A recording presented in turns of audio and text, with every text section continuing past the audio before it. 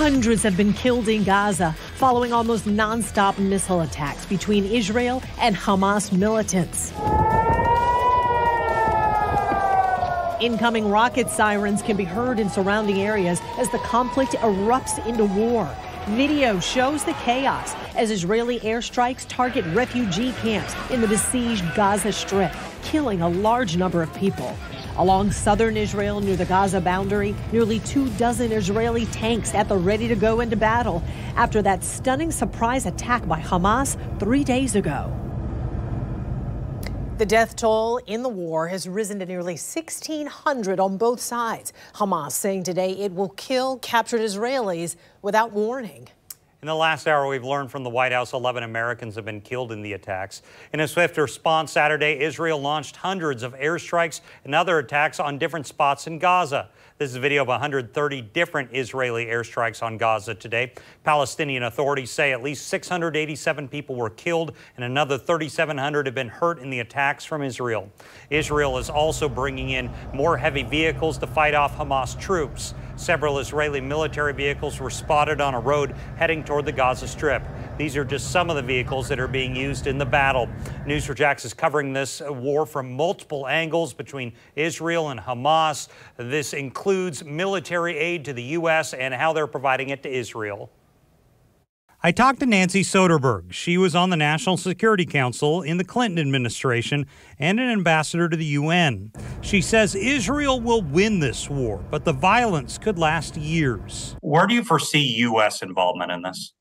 Well, the U.S., and this is bipartisan, both Democrats and Republicans are strongly supportive of Israel. So it's one of the rare times where Washington is united in support for Israel. And we will do everything we need to make sure that Israel has the forces that it needs.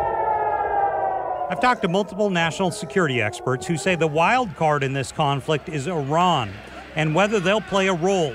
Soderberg says Israel will win a war with Hamas, saying they are a much larger military force. Do you think this becomes a larger, more protracted war that it brings in other parts of the Middle East? What are your thoughts? Well, I think that's what we don't want to have happen, is have it escalate. Iran is a big supporter of Hamas, and there's also Hezbollah in Lebanon, just to the north, that is also joined in some of the attacks, not on the land, but it has joined in a show of some kind of warped solidarity. But I think the immediate task is to end the threat to the Israeli civilians. Then there's the question of U.S. military intervention. Over the weekend, I spoke with retired Admiral Bob Natter, the former head of the Atlantic Fleet. He suspects the main U.S. support will come from the Navy, as we've already seen ships being moved to the eastern Mediterranean, including 2 ships from Mayport. So I asked him whether local naval families should be concerned. Is this something our naval community should be watching closely in case we decide to go that route? Well, I don't think so, not any closer than anything else in the Middle East at this point. But certainly there would be a good utility for naval forces off the coast and in the Mediterranean to ensure that there are no incursions from the sea.